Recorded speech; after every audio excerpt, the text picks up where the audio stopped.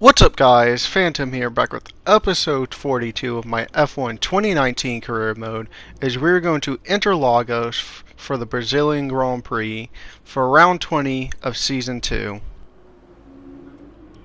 So it's time for qualifying here at Interlagos, the Autodromo Jose Carlos Pache.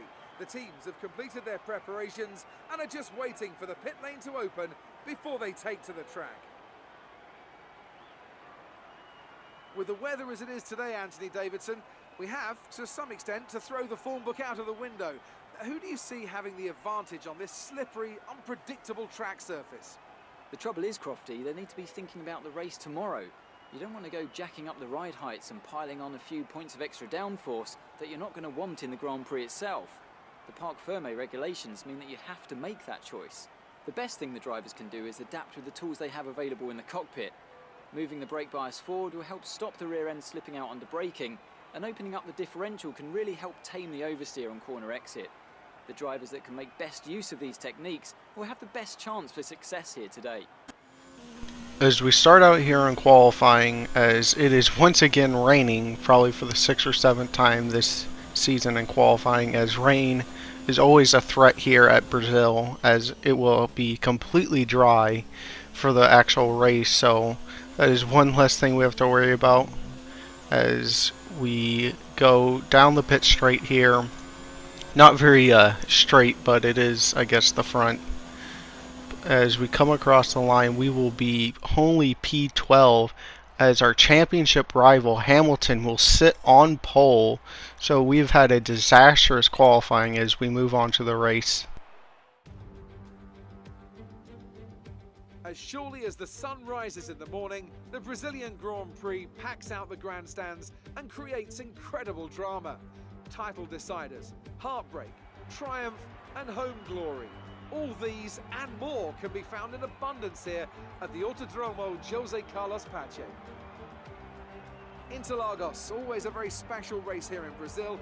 It's a 2.7 mile circuit with 9 lefts and 6 rights for a total of 15 corners. The fastest lap today should have an average speed of around 135 miles per hour, if of course the weather stays dry until the end of the Grand Prix. And I'm joined once again by Anthony Davidson to bring you the lowdown for today's race. So, let's briefly discuss Lewis Hamilton. There's a new gearbox in the back of that car, which means a grid penalty, and hopefully some excitement as they make their way through the field. Fingers crossed that's one failure they won't have to worry about today at least. There's not much of a silver lining to starting down the field with a penalty, but I think they'll be able to make some of that back up over the course of the race.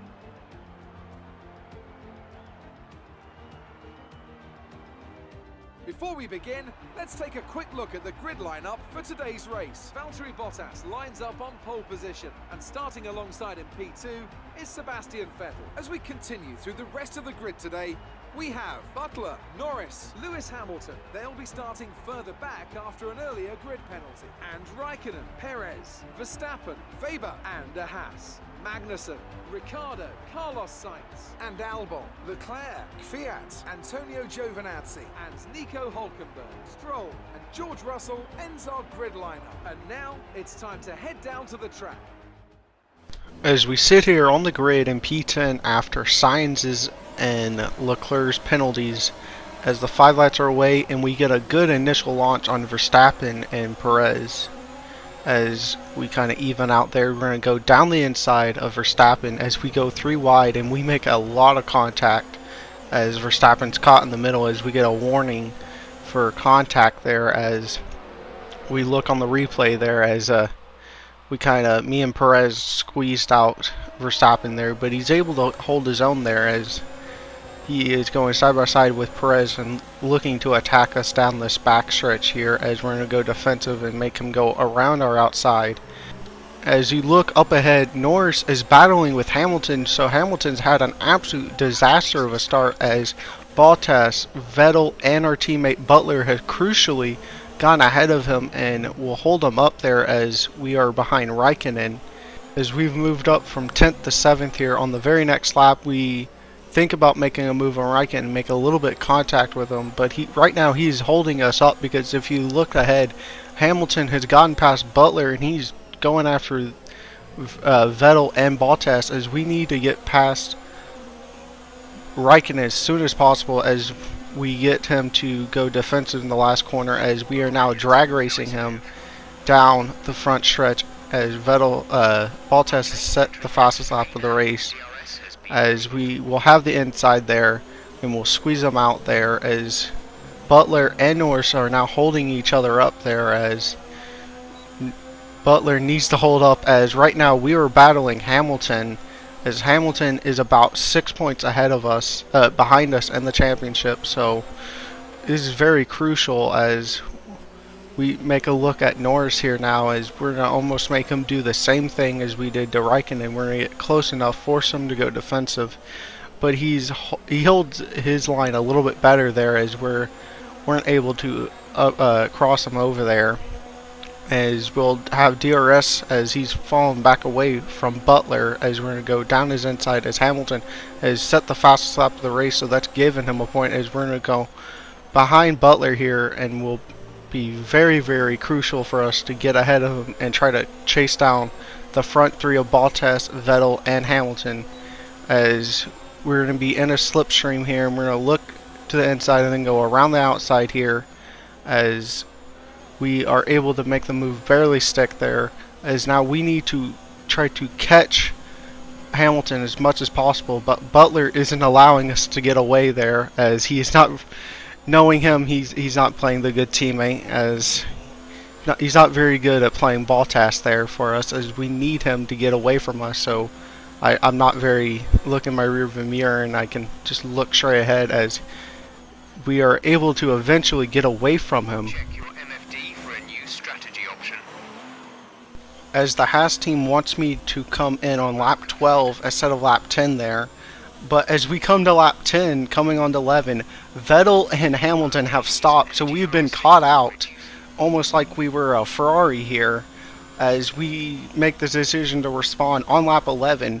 But as you see, as we come across the line, our teammate Butler will be coming into the pits as well, as he will get completely screwed over, as Bottas was able to get out just ahead of us, so we were not able to hold him up and bring him back into the fight with Vettel and Hamilton there. As you can see, they were right there, as Bottas will be about a couple seconds ahead of him, as Butler, who came in about came in 5th, he will leave about 10th or 9th or something like that. He's been absolutely held, as you see line of cars, as Butler, we have caught up and gotten to the DRS barely, but we have of Vettel and Hamilton, who are fighting really hard with each other, as we come down into turn 4 here, as Hamilton is attacking Vettel there around the outside and able to make a stand, as we come up the hill, as Vettel has blown up his engine, as he was mathematically still in the hope with the championship, being 24 points behind. But we have finally got into DRS range a little bit too late with Hamilton, as that is the closest we will get to him, but we were not able to catch him, and so he will gain on us with fastest lap, as Bottas has won the Brazilian Grand Prix.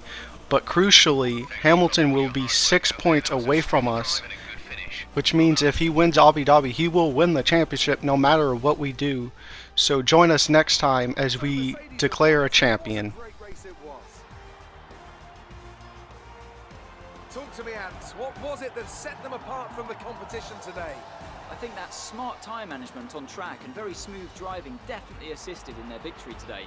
That combination meant they got the absolute maximum out of their tyres at all times. And I can see the drivers starting to approach the podium for the victory celebrations. A real team victory today. Everybody played their part. Congratulations then to Mercedes, your race winners today.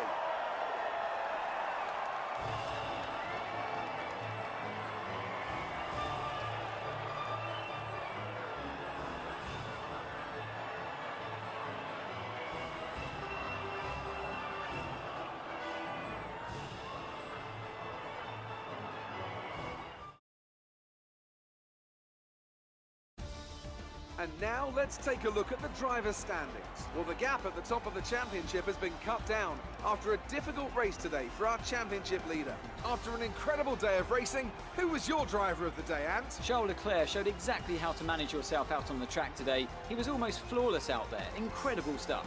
Let's move on to the Constructors. It's another clear win for Mercedes as they managed to secure the Constructors title. An incredible performance for the whole team. It's been an absolutely wild weekend of Formula One action. I can't wait to see what's next.